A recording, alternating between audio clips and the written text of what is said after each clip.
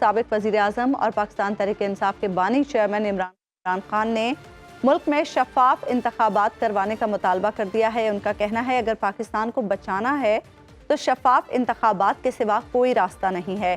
جمہوریت اخلاقی رویوں پر چلتی ہے، لیکن ان کے ساتھ ایسا سلوک کیا جا رہا ہے جیسے بہت بڑی غداری کی ہو۔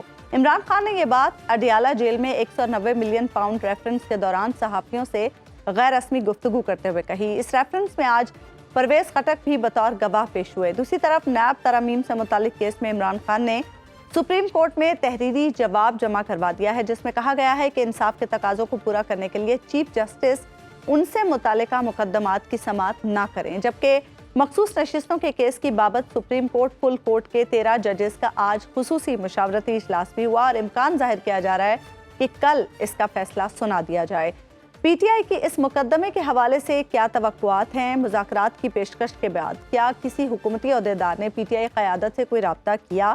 آپریشن عزم استحکام پر اے پی سی میں پی ٹی آئی کا موقف کیا ہوگا؟ مولانا صاحب کے ساتھ معاملات کہاں تک پہنچے ہیں؟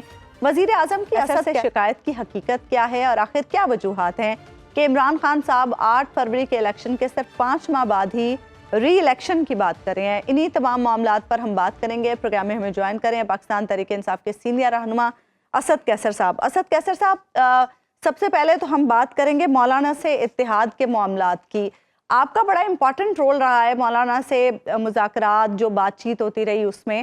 سب سے پہلے تو ہمیں بتائیں یہ معاملات کہاں تک پہنچے ہیں؟ سننے میں آ رہا ہے کہ اگلے ہفتے کوئی فائنل ملاقات ہونے جا رہی ہے۔ بسم اللہ الرحمن الرحیم۔ بالکل ہمارے رابطے ہیں اور نیکسٹ ویک انشاءاللہ ہماری ملاقات ہو جائے گی، اور ہمارا بنیادی مقصد یہ ہے کہ اس وقت جو ملک کو چیلنجز درپیش ہے اور اس وقت جو ملک میں ایک بحرانی کیفیت ہے، ملک جو ہے نا وہ انتہائی ایک عدم استحکام کی طرف بڑھ رہا ہے، تو اس میں ضرورت اس بات کی ہے کہ وہ تمام پولیٹیکل فورسز اکٹھی بیٹھیں جو سمجھتے ہیں کہ ملک میں آئین اور قانون کی حکمرانی ہو، جس کی اس الیکشن کے اوپر تحفظات ہے، اور جو سمجھتے ہیں کہ اس ملک کو صحیح معنی قانون کی حکمرانی کی طرف لے کے جانا ہے۔ لیکن اسد کیسر صاحب، یہ بات تو آپ کی ٹھیک ہے، بالکل اصولی موقف ہے اور میرا خیال ہے ہر شخص کا یہ ہونا چاہیے، لیکن ایٹ دا سیم ٹائم آپ کا موقف اور مولانا فضل الرحمان کا موقف تقریباً ایک ہی ہے الیکشن کے حوالے سے، تو آخر کیا امر مانے ہے کہ آپ تیزی سے ان معاملات کو طے نہیں کر پا رہے؟ کیا کوئی ٹف بارگین ہے آپ سے مولانا مانگ رہے ہیں، یا آپ مولانا سے کچھ ایسا مانگ رہے ہیں جو وہ نہیں دینا چاہ رہے؟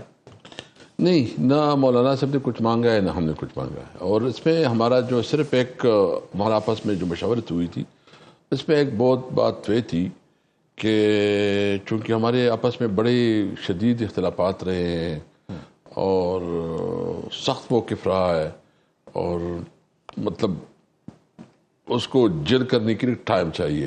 ٹھیک ہے، اگر آپ کوئی اس طرح کریں گے تو آپ کے ورکر کے اندر جو ہے نا ایکسیپٹیبلٹی نہیں ہوتی، اور پھر چیزیں جو ہے نا مس مینج ہوتی ہے، تو اس لیے مولانا صاحب کی بھی اوپینین تھی، ہماری بھی اوپینین تھی کہ تھوڑا ہم سلو پیس پہ چلیں تاکہ ایک دوسرے کو ہضم کیا جائے۔ جو ہمارا متفقہ موقف ہے کہ ملک میں اس وقت آئین نام کی کوئی چیز نہیں ہے، اور ہماری جدوجہد آئین کی بالادستی کے لیے۔ لیکن اسد بھائی، ایک بات تو یہ سامنے ہے کہ مولانا فضل الرحمان کے اسٹیبلشمنٹ سے ماضی میں تعلقات رہے ہیں، پی ڈی ایم کا وہ حصہ رہے ہیں۔ کیا آپ کو ایسا، بعض لوگوں کا یہ خیال ہے کہ پی ڈی ایم دوبارہ بھی تشکیل پا سکتی ہے اور مولانا جو ہیں وہ آپ سے ڈیل کا تاثر دے کے ادھر سے بہتر ڈیل حاصل کر سکتے ہیں؟ نہیں، میں تو اس کے اوپر جو ہے نا جو ہماری اس کے ساتھ ڈسکشن رہی ہے، یعنی پی ڈی ایم نے اس کے ساتھ جو کیا، جس طرح اس کے ساتھ میاں صاحب نے کیا ہے، تو وہ خود جب بتائیں گے تو وہ کر سکیں گے، کیونکہ اگر میاں صاحب اس وقت گھوم پھر رہا ہے، ان کی حکومت ہے، تو اس میں مولانا صاحب کی بڑی قربانیاں ہیں، لیکن ایک تو اس کی مجھے تو سمجھ نہیں ہے کہ وہ اس کے اوپر پھر سے اعتماد کریں گے۔ بہرحال مولانا صاحب کا جو میں نے سنا ہے، جو اس کا ختمی طور پر ہم چاہتے ہیں کہ بس اس طرح یہ ملک نہیں چلتا۔